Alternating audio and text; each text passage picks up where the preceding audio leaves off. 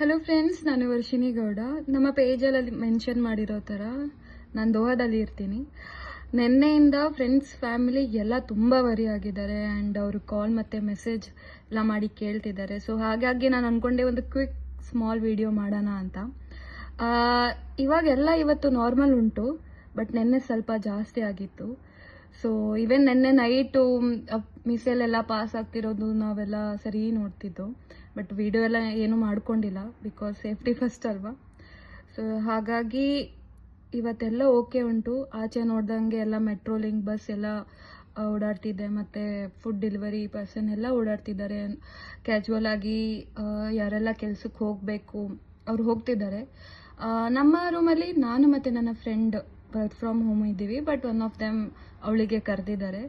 As per ನಾವು government rule ಅವರು ರಜಾ ಅಂತ ಅನೌನ್ಸ್ ಮಾಡಿದ್ದಾರೆ, ಬಟ್ ಯಾರಿಗೆಲ್ಲ ಹೋಗಬೇಕಿದೆ ಅವರು ಹೋಗ್ತಿದ್ದಾರೆ. ಮಧ್ಯಾಹ್ನ ಮೇಲಿಂದ ಇವಾಗ ಏನೂ ಅಷ್ಟು ಇಲ್ಲ, ಬಟ್ ಯಾವಾಗ ಏನಾಗುತ್ತೆ ಅಂತ ಗೊತ್ತಿಲ್ಲ.